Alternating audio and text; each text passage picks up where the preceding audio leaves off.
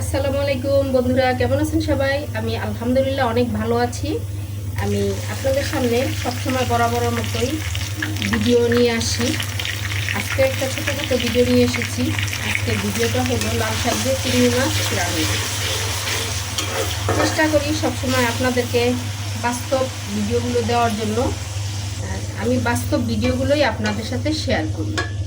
পেঁয়াজ হালকা একটু বাদামি করে ভেজে নিয়েছি, তারপরে দিয়ে দিলাম গুঁড়া চিংড়ি মাছ। এখানে আমি দেশি চিংড়ি মাছটা নিয়েছি।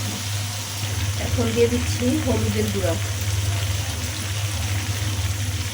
চিংড়ি মাছের তরকারির মধ্যে বা ইলিশ মাছের বেশি মশলা লাগে না, যত অল্প মশলা দিয়ে রান্না করা যায় ততই স্বাদ হয়।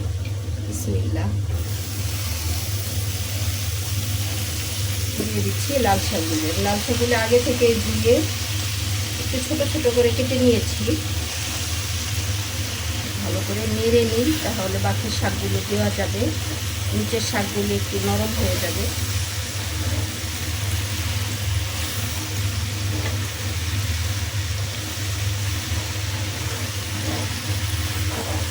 লাল শাক দিয়ে চিংড়ি মাছ দিয়ে রান্না করলে অথবা যে কোনো মাছ দিয়ে একটু হালকা ঝোল রেখে, একদম মাখা মাখা মাখা মাখা ঝোল রেখে রান্না করলে লাল শাকটা খেতে ভালো লাগে।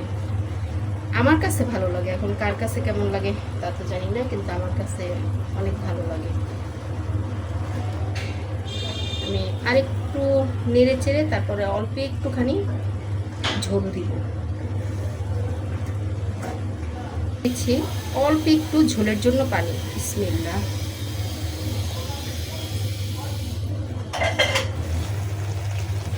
আপনারা দেখেছিলেন যে আমি কিন্তু কাঁচামরিচ দিইনি, এখন দিয়ে দিচ্ছি কাঁচামরিচ।